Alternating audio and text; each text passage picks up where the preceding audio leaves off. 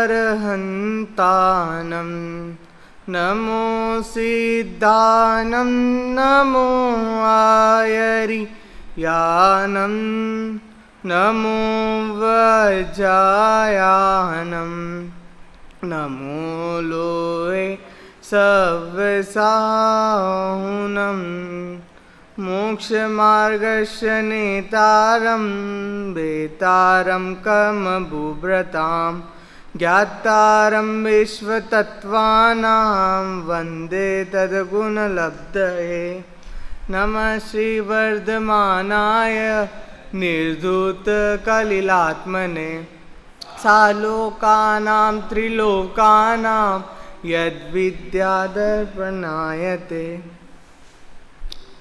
तो आज हम 7 तत्व के बारे में चर्चा करेंगे। तो इस संसार में समस्त मनुष्य, समस्त प्राणी दुखी है। वो सुख की इच्छा चाहते हैं, वो सोचते कभी उनको सुख मिल जाए, कभी उनको कुछ क्षण के लिए सुख मिल जाता है, परंतु दुखी दुख है। वो दुख से बचने का उपाय ढूंढ रहे, वो सुखी होने का उपाय ढूंढ रहे। तो सुखी होने का क्या उपाय और क्या उसमें प्रयोजन होता है वो अपन समझेंगे और साथ में ही 7 तत्व को समझेंगे। ठीक है।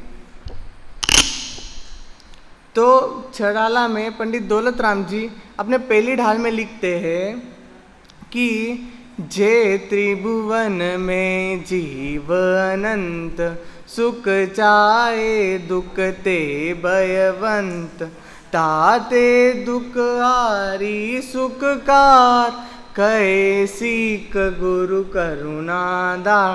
मतलब कि इस संसार में समस्त प्राणी दुखी है, ठीक है, और वो दुखी दिखाई देते हैं और वे दुख से बचने का उपाय भी कर रहे हैं, परंतु सुखी नहीं होते क्योंकि वह सच्चा उपाय सुख की प्राप्ति करना है। मतलब उनको सच्चा उपाय जो है वो सुख की प्राप्ति करना है, इसलिए वो दुखी दिखाई देते हैं। ठीक है, ये तो अपन ने समझ लिया कि संसार में समस्त प्राणी दुखी क्यों है, वो सुख का उपाय क्यों ढूंढ रहे हैं।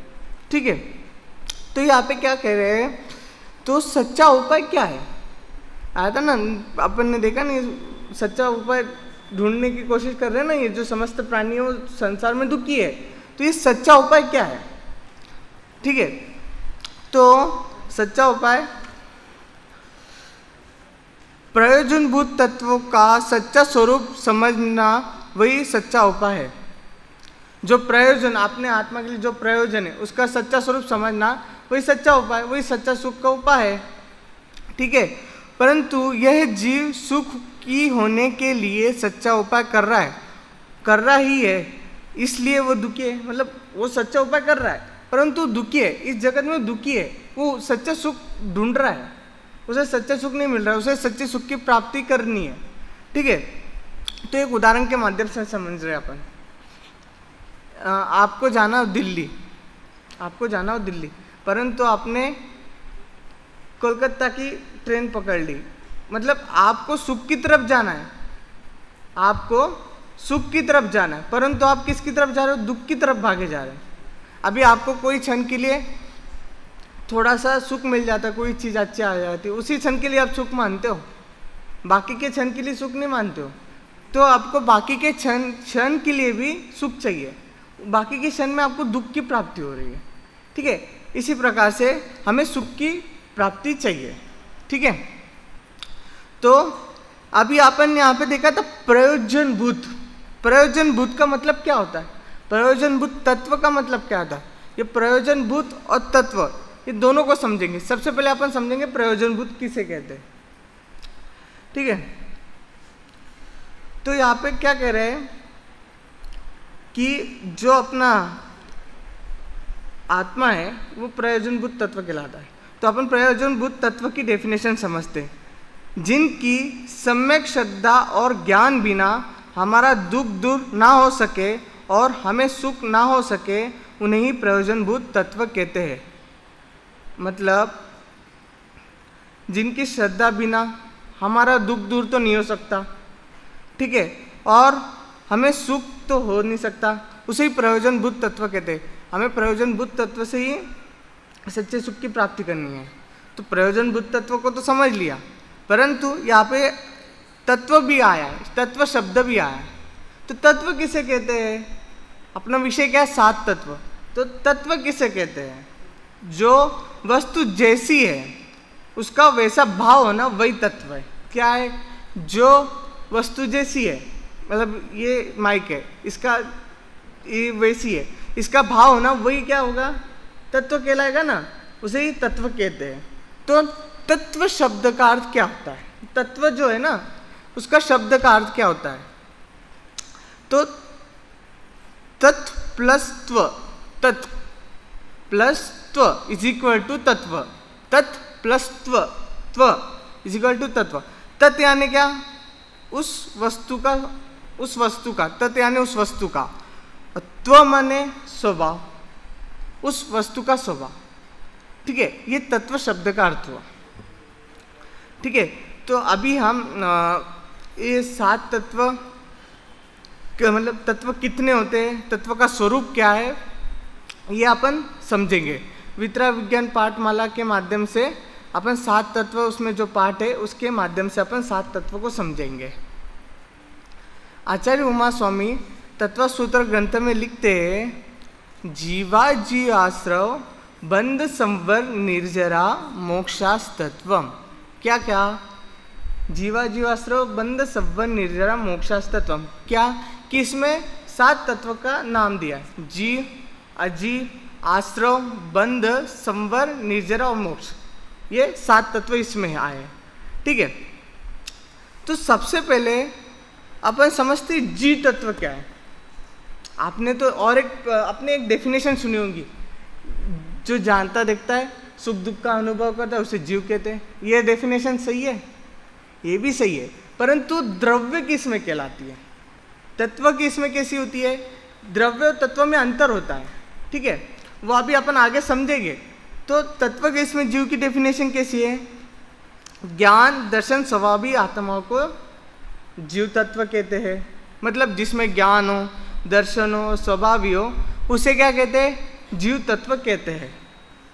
ठीक है, हाँ, आपने तो जीव द्रव्य का भी नाम सुना होगा। जीव द्रव्य का नाम तो सबने सुना है। ठीक है, और जीव तत्व और जीव द्रव्य में क्या अंतर है?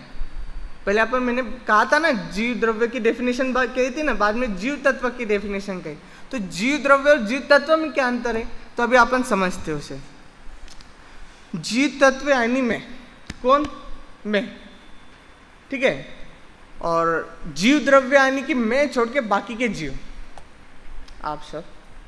ठीक है, जीव तत्व यानी कि मैं, और जीव तत्व यानी जीव द्रव्य यानी कि बाकी के, मतलब मैं छोड़ के बाकी के सब द्रव्य। ठीक है, तो यदि समस्त जगत के जीव लिए, समस्त जगत के जीव मेरे लिए कल्याणकारी हो सकते हैं क्या? मैं समस्त जगत के जीवों से मोक्ष की प्राप्ति कर सकता हूँ? नहीं। क्यों? क्योंकि मैं मोक्ष की प्राप्ति स्व से ही कर सकता हूँ, मेरे से ही कर सकता हूँ, कोई मेरे लिए हितकारी नहीं होगा। ठीक है, तो मैं समस्त जगत के जीव के कारण मोक्ष की प्राप्ति नहीं कर सकता, बस मैं मेरे आत्मा के कल्याण से मेरी मोक्ष की प्राप्ति हो सकती है। आपको एक उदाहरण देता हूँ कि अभी तीर्थंकर जो होते हैं, उन्होंने हमें मोक्ष मार्ग का मार्ग बताया। ठीक है, जब आप उस मार्ग पर चलेंगे तभी हमें मोक्ष की प्राप्ति होगी। ठीक है, तो जब हम उस मार्ग पर चलेंगे तभी हमें मोक्ष की प्राप्ति होगी। तो थोड़ी तीर्थंकर भगवान हमारे मतलब मोक्ष की प्राप्ति करा रहे, तीर्थंकर भगवान करा रहे अपने को मोक्ष की प्राप्ति नहीं ना। उन्होंने तो बस मार्ग बताया कि आप इस मार्ग पर चलिए, आपको सम्यक दर्शन प्राप्त होगा, फिर ही मोक्ष मार्ग की प्राप्ति होगी। जब हम मोक्ष मतलब सम्यक दर्शन प्राप्त, सबसे पहले मोक्ष मार्ग के लिए जाने के लिए हमें सम्यक दर्शन प्राप्त करना पड़ेगा। जो हमारे को वितरागी सर्वज्ञ, जो सर्वज्ञ ने हमें जो सच्चा मार्ग बताया, मोक्ष मार्ग का मार्ग बताया, अब उस रास्ते से चलेंगे तभी हमें सम्यक दर्शन होगा, और सम्यक दर्शन के बाद ही हमें मोक्ष मार्ग की प्राप्ति होगी। ठीक है, ऐसे कोई गाड़ी हो, गाड़ी समझते हो, गाड़ी में चलने के लिए मतलब मेन चीज़ क्या होती है? उसमें पेट्रोल होता है, मेन चीज़ इंजन होता है। ठीक है, वो आप ड्राइवर चला रहा है, उसके लिए मेन सहयोग क्या ड्राइवर कहलाएगा क्या? इंजन ही कहलाएगा ना, वो स्व के कारण हो रहा है ना, मतलब उसमें जब इंजन होगा तभी गाड़ी चलेगी ना, ड्राइवर तो उसमें निमित्त बना है चलाने के लिए। ठीक है, वैसे ही अपन है कि जब तक हमें थोड़ी अपने को दूसरा जीव करके देगा मोक्ष की प्राप्ति, खुद के इसमें से हमें मोक्ष की प्राप्ति करनी है, खुद के इसमें से सम्यक दर्शन की प्राप्ति करनी है, तभी हम मोक्ष की प्राप्ति कर सकते हैं। तो अजीत मतलब क्या, यहाँ पे कहा था ना 7 तत्व में जीव और अजीव तत्व का नाम है, मतलब 2 तत्व लिए। तो अजीव मतलब क्या, तो अपन ने जीव की डेफिनेशन क्या समझी थी, ज्ञान स्वभावी जीव तत्व को आत्मा कहते हैं। ठीक है, तो अजीव मतलब क्या, जो जानता नहीं, देखता नहीं, सुख दुख का अनुभव नहीं करता, उसे अजीव कहते हैं। ये डेफिनेशन कहलाएंगे, ये भी कहलाएंगे। साथ में और एक डेफिनेशन है क्या, ज्ञान दर्शन स्वभाव से जो रहित थे तथा आत्मा से भिन्न है समस्त द्रव्य अजीव तत्व कहलाते हैं।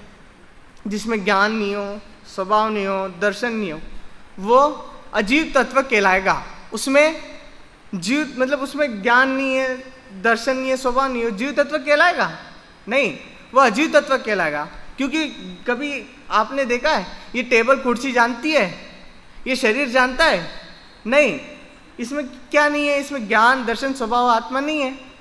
ये किसके निमित्त से जान रहा है, आत्मा के निमित्त से, जीव के कारण जान रहा है। ठीक है, तो ये अजीव तत्व की परिभाषा हुई। तो यहाँ पर परस्पर पदार्थ लिए हैं, तो परस्पर में सभी पदार्थ आत्मा से भिन्न ही है, परंतु मुख्यतः से सबसे पास क्या है, परस्पर जो पदार्थ है, पदार्थ मतलब क्या, ये टेबल कुर्सी ये ऐसे वगैरह पदार्थ, ये परस्पर पदार्थ है, वे आत्मा से तो भिन्न है, पर आत्मा के सबसे पास क्या है, मेरे आत्मा के पास क्या है, सबसे पास क्या है, माइक है, टेबल है, नहीं, मेरे आत्मा के पास माइक टेबल नहीं है, मेरे आत्मा के पास शरीर है, शरीर है ना अपना, ये शरीर के कारण अपन इसमें फंसे हुए, हमें सम्यक दर्शन की प्राप्ति नहीं हो पा रही है। ठीक है, तो मेरे पर पदार्थ से आत्मा से भिन्न नहीं है, परंतु मुख्यतः से सबसे पास क्या है, शरीर, मेरे सबसे पास शरीर है।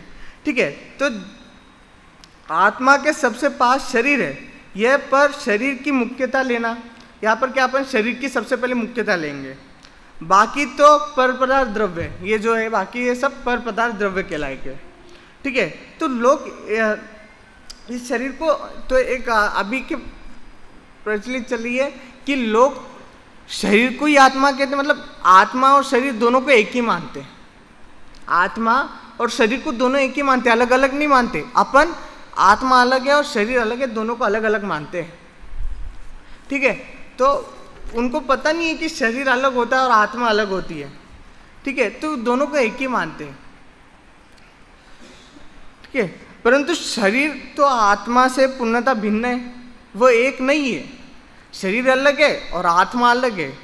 ठीक है, आप जब मोक्ष की प्राप्ति करते हो तो शरीर भी आपके साथ आता है नहीं, शरीर अलग है, शरीर थोड़ी आएगा अपने साथ, बस आत्मा जाएंगी ना मोक्ष में। तो जब वो जो लोग हैं वो शरीर और आत्मा को एक ही मानते हैं। तो आपको एक उदाहरण के माध्यम से समझाता हूँ। आपने लाश देखी होगी, लाश देखी होगी, तो आप कभी उस लाश को कहिए कि चलो भोजन करने के लिए। अब मैं पागल होगा, वो लाश को कहूँगा तो चल भोजन करने के लिए अपन साथ में बैठे भोजन करते। सही कहा ना मैंने, मैं पागल होऊंगा ना? नहीं, जो लोग क्या मान रहे हैं, मैंने कहा था ना, लोग क्या मानते हैं कि शरीर और आत्मा एक ही है, परंतु अपन ऐसा नहीं मानते, शरीर और आत्मा अलग अलग है। ठीक है, तो उनको बताने के लिए ये है कि उदाहरण दे रहा हूँ कि लाश जो होती है वो तो शरीर मृत पड़ा ही है, उसके साथ आप कुछ भी कर लो, उसको दर्द नहीं होगा, कुछ नहीं होगा, आप मारो पीटो कुछ भी होगा, कुछ नहीं होगा उसे। परंतु क्यों? क्योंकि उसमें से आत्मा निकल चुकी है। वो शरीर अलग है और आत्मा अलग है, बस यही बताने का अपन प्रयास कर रहे हैं इसमें। ठीक है, तो हमें आत्मा शरीर से भिन्न है, आत्मा तो शरीर से भिन्न नहीं है, और आत्मा ऐसा जानना वही जीव तत्व का सच्चा स्वरूप है। आत्मा को ऐसा जानना मतलब कि आत्मा शरीर से भिन्न है, उसको ऐसा जानना, वही जीव तत्व का सच्चा स्वरूप है। और अजीव तत्व का मतलब ये शरीर में नहीं हूँ, ये जो शरीर है ये मैं नहीं हूँ। और ऐसा जानकर आत्मा से भिन्न जानना, आत्मा से भिन्न जानना, जीव तत्व का सच्चा स्वरूप समझ में आएगा। और यदि जीव और अजीव तत्व का सच्चा स्वरूप समझ में आएगा तो हम सम्यक दर्शन की प्राप्ति कर सकते हैं। जब हम आत्मा को अलग मानेंगे, शरीर को अलग मानेंगे, तभी हमें सम्यक दर्शन की प्राप्ति होगी। तब तक नहीं होगी कि जब आप आत्मा को एक ही मानोगे, सम्यक दर्शन को एक ही मानोगे, तब तक होगी आपको नहीं। जब आत्मा को अलग मानोगे और शरीर को अलग मानोगे, तभी हमें सम्यक दर्शन की प्राप्ति होगी और तभी हमें मोक्ष मार्ग पर विराजमान होंगे। ठीक है, तो यहाँ पे जीव तत्व और अजीव तत्व दोनों को मुख्यता से, तो मतलब क्या कहा इसमें, जीव और अजीव दोनों ही मुख्य तत्व है। ये दोनों मेन तत्व ही है। दोनों में 7 तत्व होते हैं, 7 तत्व में 2 मुख्य तत्व जीव और अजीव तत्व कहलाते हैं। बाकी के जो 5 द्रव्य इसमें समाहित हो जाते हैं। 5 द्रव्य कौन कौन से, 5 तत्व कौन कौन से, आश्रव, बंध, संवर, निर्जरा और मोक्ष। ये 5 तत्व इस दोनों तत्वों में समाहित हो जाते हैं। कैसे, तो अभी यहाँ पर कह रहे हैं वो कि जीव और अजीव दोनों ही मुख्य तत्व है, बाकी सब 5 तत्व इसमें ही गर्भित हो गए। तो फिर इसको अलग अलग क्यों कहा है, अलग अलग क्यों कहते इसे? दोनों तो एक ही है ना, मतलब दोनों के इसमें 5 तत्व आ रहे हैं ना, 5 तत्व आ रहे हैं दोनों तत्व के इसमें, जीव तत्व और अजीव तत्व के इसमें 5 तत्व आ रहे हैं, पर इसको अलग अलग क्यों कह रहे हैं? तो इसमें लिखते हैं कि उक्त 7 के यथा श्रद्धा बिना मोक्ष नहीं हो सकता। मतलब 7 तत्वों के श्रद्धा बिना मोक्ष की प्राप्ति कभी हो नहीं सकती। जब आप 7 तत्वों को जानोगे तभी आपको मोक्ष की प्राप्ति होगी, उसके बिना मोक्ष की प्राप्ति नहीं होती है। मुख्यतः जीव और अजीव तत्व 2 ही में मुख्य होते हैं। ठीक है, तो मोक्ष का उपाय संवर निर्जरा है। मोक्ष का उपाय कौन कौन सा है अभी इसमें बता रहे, 5 तत्व मतलब 7 तत्व कैसे मुख्य है। ठीक है, मोक्ष का उपाय संवर निर्जरा है, अतः उनको जाने बिना आवश्यकता है, तथा आश्रव का अभाव सो संवर और बंध का एक देश अभाव सो निर्जरा। आश्रव का अभाव क्या हुआ, संवर, और बंध का अभाव मतलब बंध का एक देश अभाव होना वो निर्जरा। ठीक है, ये समझ लिया अपन ने कि मतलब जीव तत्व और अजीव तत्व में 5 तत्व मुख्य क्यों है, मतलब उसमें समाहित कर लिए, परंतु अपन उसे अलग अलग क्यों कह रहे हैं। ठीक है, तो अपन ने ये समझ लिया। तो आगे जाके फिर इसके आगे बढ़ते अपन। तो अभी यहाँ पे आगे जाके आता है कि द्रव्य दृष्टि क्या है। इधर लोक में बहुत चर्चा हो रही है कि द्रव्य दृष्टि क्या होती है क्या नहीं, तो अपन द्रव्य दृष्टि को समझते हैं। तो द्रव्य दृष्टि के भी प्रकार होते हैं। अभी अपन ने ग्वालियर शिविर में गए थे प्रशिक्षण में, आदरणीय शांति कुमार जी भाई साहब ने अपनी वितरा विज्ञान की कक्षा ली थी, तो उसमें द्रव्य दृष्टि के 3 प्रकार बताए थे। याद हो गए सबको आपको? वो 3 प्रकार कौन कौन से होते हैं? प्रमाण दृष्टि, द्रव्य दृष्टि और पर्याय दृष्टि। ये 3 प्रकार आदरणीय शांति जी भाई साहब ने बताए थे। ठीक है, ठीक है, तो अपन द्रव्य दृष्टि क्या है उसको समझेंगे।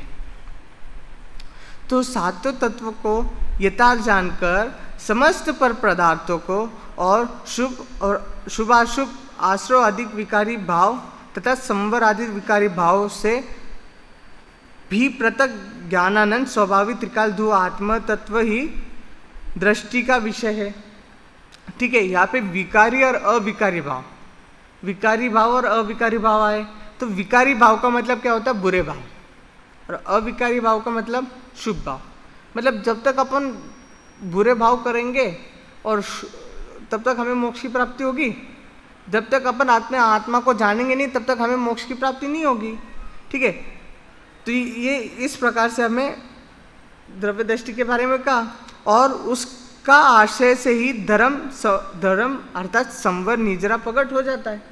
उसके कारण ही हमें संवर और निर्जरा प्रकट हो जाती है। ठीक है, तो अपन ने 7 तत्वों में से 2 तत्व तो समझ लिए थे। ठीक है, बचे थे 5 तत्व। तो अभी आश्रव तत्व के ऊपर चलते हैं। अभी ये आश्रव तत्व में भी दो प्रकार होते हैं, द्रव्य आश्रव और भाव आश्रव। ठीक है, तो आश्रव का मतलब क्या? कर्मों का आना। अपन कर्म जो मानते हैं ना, अभी अमन जी की कक्षा में अपन ने पढ़ा था कि एक समय में ज़्यादा कम से कम एक समय में एक कोड़ा कोड़ी सागर के कर्म अपने को बनते हैं, और अधिक से अधिक 70 कोड़ा कोड़ी के सागर के कर्म अपने को बनते हैं एक समय में। ठीक है, तो इसमें क्या, इसमें कर्म आ रहे हैं, आश्रम में क्या कर्म आते हैं। ठीक है, तो और आश्रव मतलब आश्रव के दो भेद कही है, द्रव्य आश्रव, भाव आश्रव। तो अपन समझते द्रव्य आश्रव किसे कहते हैं और भाव आश्रव किसे कहते हैं। जिन मोह राग द्वेष भाव के निमित्त से ज्ञानावर्णी कर्म आते हैं उन्हें मोह राग द्वेष भाव को तथा भाव आश्रव कहते हैं। मतलब जो मोह राग द्वेष के कारण ज्ञानावर्णी कर्म अपने उदय में आते हैं उसे भाव आश्रव कहते हैं, और द्रव्य आश्रव उसे कहते हैं जिसके निमित्त से ज्ञानावर्णी कर्म का स्वयं आना वही द्रव्य आश्रव कहलाएगा। मतलब उसके निमित्त से ज्ञानावर्णी कर्म स्वयं आ रहे वही द्रव्य आश्रव कहलाएगा, और मोह राग द्वेष के कारण जो कर्म आ रहे, ज्ञानावर्णी कर्म आ रहे अपने उदय में, वही भाव आश्रव कहलाएगा। ठीक है, इस प्रकार से ये आश्रव की परिभाषा थी। ठीक है, तो अपने उदय में हर एक समय थोड़ी इतने कर्म नहीं आते, मतलब एक समय में कर्म बनते उतने, पर अपने समय में जब उदय में कैसे आते वो कि 100 साल बाद अभी मैंने कोई कर्म बांधा, तो अभी के समय छोड़ के 100 साल बाद वो कर्म मेरे उदय में आते हैं। ठीक है, तो कभी 1000 आएंगे, कभी 2000, ऐसे ऐसे कर्म आते हैं। ठीक है, तो जब वैसे ही इसमें बताया कि आश्रव के विकारी भाव, मतलब जो मोह राग द्वेष के कारण ज्ञानावर्णादि कर्म आ रहे हैं वही क्या कहलाएगा, भाव आश्रव कहलाएगा। हाँ, ठीक है, उसके कारण जो स्वयं से कर्म आ रहे, ज्ञानावर्णी कर्म, मोह राग द्वेष के कारण जो स्वयं से ज्ञानावर्णादि कर्म आ रहे हैं वो द्रव्य आश्रव कहलाएगा। ठीक है, ये दो तो समझ लिए। इसके बाद क्या है, बंध का स्वरूप क्या है। आश्रव का स्वरूप तो समझ लिया, तो बंध का स्वरूप क्या है, कर्मों का बंधना। ठीक है, तो इसमें क्या कह रहे हैं, आत्मा का अज्ञान, मोह राग द्वेष, पुण्य पाप आदि भाव से रुक जाना वही भाव बंध है। ठीक है, मोह राग द्वेष से पुण्य आदि का जो विवाह होना वो भाव बंध है। ठीक है, और उसके निमित्त से पुद्गल का स्वयं कर्म रूप बन जाना, पुद्गल का उस कर्म में स्वयं का रूप बन जाना वही द्रव्य बंध है। ठीक है, बंध का क्या कहते हैं कि कर्मों का उसमें बंध जाना, कोई चीज़ में कर्मों का बन जाना। ठीक है, उसे बंध कहते हैं। तो उसमें अपन ने दो परिभाषा थी ना, द्रव्य आश्रव, द्रव्य बंध और भाव बंध, दोनों को समझ लिया। ठीक है, तो उसके बाद अगली चर्चा क्या आती है कि पुण्य पाप को आश्रम में क्यों लिया। इसमें लिखा है कि पुण्य पाप को आश्रम में क्यों लिया, तो इधर कहते हैं कि पुण्य और पाप आश्रव बन के ही अवंतर भेद है। ठीक है, और शुभ राग से पुण्य का आश्रव और बंध होता है, और अशुभ राग से द्वेष और मोह से पाप का आश्रव और बंध होता है। शुभ और अशुभ दोनों ही प्रकार का राग अर्थात पुण्य और पाप दोनों ही छोड़ने योग्य है। ठीक है, और क्योंकि वह आश्रव और बंध तत्व है, आश्रव और बंध तत्व में पुण्य पाप को लिया है, क्योंकि वहाँ पे वो क्या कह रहे हैं कि आश्रव और बंध होता है तो शुभ राग होता है। ठीक है, बाद में द्वेष और मोह से पाप का आश्रव और बंध होता है। ठीक है, ये इसलिए अपन ने पुण्य पाप को आश्रव में लिया है। ठीक है, यही क्या है, आश्रव और बंध तत्व कहलाते हैं। ठीक है, तो अभी अब इसके बाद क्या है कि संवर का स्वरूप क्या है, संवर क्या किसे कहते हैं। संवर के भी दो भेद होते हैं, 5 तत्व है ना, पांचों तत्व के 2 भेद होते हैं, द्रव्य संवर और भाव संवर, ये दोनों भेद होते हैं। ठीक है, तो द्रव्य संवर किसे कहते हैं, तो ज्ञानानंद स्वभावी आत्मा के लक्ष्य के बल से स्वरूप स्थिति की वृद्धि, द्वेष, आंशिक शुद्धि की वृद्धि और अशुद्ध अवस्था का आंशिक नाश करना सो भाव निर्जरा है। ठीक है। और द्रव्य निर्जरा क्या है? उसके निमित्त पाकर द्रव्य कर्म का अंश खिर जाना, वो द्रव्य निर्जरा है। मतलब कि कर्मों का आना और रुक जाना, वो क्या कहलाएगा? निर्जरा। ठीक है। कर्म आ रहे ना, अभी मेरे में कर्म खिल रहे, बताया था मैंने पहले कि 100 वर्ष के बाद मेरे कर्म खिरने लगते। अभी मैंने कर्म बांध लिए, जो वो 100 वर्ष के बाद कर्म खिल, मतलब उदय में आते हैं। ठीक है। तो ये क्या है? द्रव्य निर्जरा है। ठीक है। तो इसके बाद क्या है? मोक्ष का स्वरूप। निर्जरा भी समझ लिया, संवर भी समझ लिया, और मोक्ष। मोक्ष किसे कहते हैं? कि अशुद्ध दशा का सर्वथा संपूर्ण नाश होकर आत्मा की पूर्ण निर्मल पवित्र दशा का प्रकट होना, वो भाव मोक्ष है। मतलब कि अशुद्ध दशा, जो अशुद्ध दशा है, उसका पूरा नाश हो जाना। ठीक है। और आत्मा की संपूर्ण निर्मल दशा प्रकट हो जाना, जो आत्मा की जो संपूर्ण निर्मल दशा है वो उसमें प्रकट हो जाना, वही भाव मोक्ष कहलाता है। और निमित्त कारण द्रव्य कर्म का सार्थक नाश हो जाना, वो द्रव्य मोक्ष है। द्रव्य कर्म का सार्थक मोक्ष हो जाना, वो द्रव्य मोक्ष है। तो इस प्रकार से अपन सातु तत्व को जान लिया, सातु तत्व का स्वरूप समझ लिया। तो मोक्ष का भी समझ लिया, संवर निर्जरा और आश्रव बंध का भी समझ लिया, और जीव और अजीव तत्व मतलब सातों तत्वों का अपन ने स्वरूप समझ लिया। तो अपन उसको एक उदाहरण के माध्यम से समझते हैं, जो कि बहुत प्रचलित उदाहरण ही है। नाव का बहुत प्रचलित उदाहरण ही आप सबको पता होगा। एक नाव होती है और एक नाविक होता है। एक दिन नाविक नाव लेके जा रहा था नदी में जा रहा था। तो जाते जाते उसके साथ एक घटना हो गई। क्या घटना हो गई? कि वो जाते जाते उसके नाव में एक छेद हो गया छोटा सा। उस छेद से पानी आते जा रहा है, पानी आ रहा है, उसमें आते जा रहा है, पानी आ रहा है, नाव नीचे डूबती जा रही है, पानी आ रहा है, नाव नीचे डूबती जा रही है। तो बाद में उस नाविक ने क्या किया कि वो छेद को बंद कर दिया। ठीक है। तो बंद करने के बाद उसको जो पानी आ रहा था ना, उसको मतलब जो नया पानी आ गया वो तो रुक गया। ठीक है। अब जो पुराना पानी है उसको निकाल रहा है, थोड़ा थोड़ा करके निकाल रहा है उसको। ठीक है। तो उसने तो पूरा पानी निकाल दिया और नाव ऊपर आ गई और ढंग से चलने लगी, सही तरीके से चलने लगी। तो इसको अपन सातों तत्वों पे घटाएंगे। जीव कौन हुआ? जो चलाने वाला, कौन? नाविक। और अजीव कौन हुआ? नाव। ठीक है। जीव और अजीव का हो गया। आश्रव क्या हुआ? उसमें जो छेद हुआ उससे क्या आ रहा था? पानी। वो क्या हुआ? आश्रव। ठीक है। और बंद, नाविक ने छेद को बंद कर, मतलब उस जो पानी आ रहा था वो बंद गया, उसमें मतलब रुक गया, उसे बंद कहते हैं। ठीक है। संवर क्या कहलाता है? कि वो जो पानी है वो बंद गया, उसमें स्थिर हो गया, नया पानी नहीं आ रहा। छेद को तो बंद कर दिया और नया पानी तो नहीं आ रहा है, पुराना पानी है वो उसमें बंद गया है।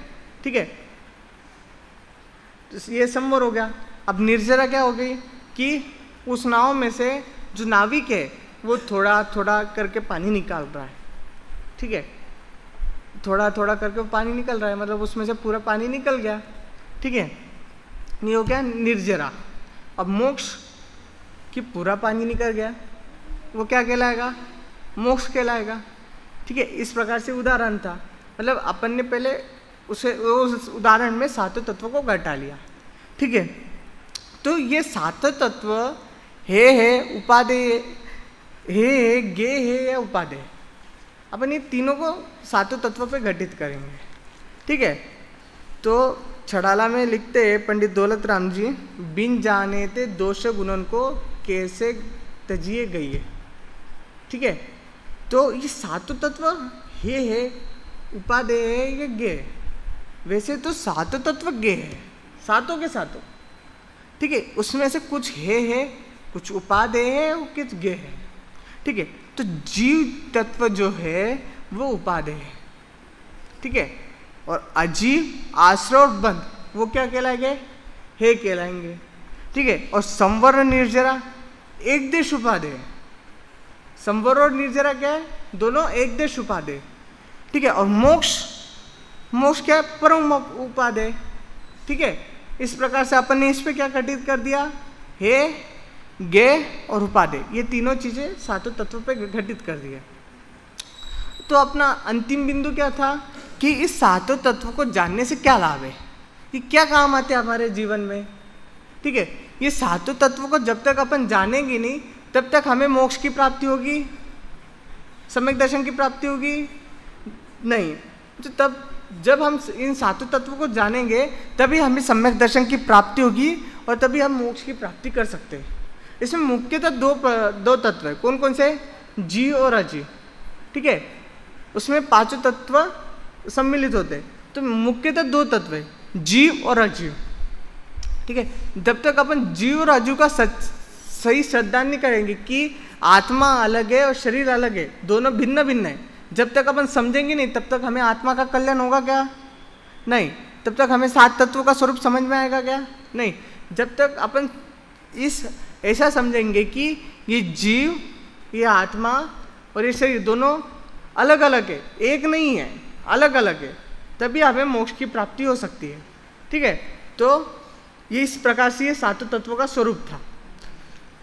तो आप सब जने इसको सातों तत्वों को समझे और शीघ्र शीघ्र मोक्ष पार पर सिद्ध शिला पर विराजमान हुए, इसी मंगल भावना से जय हिंद।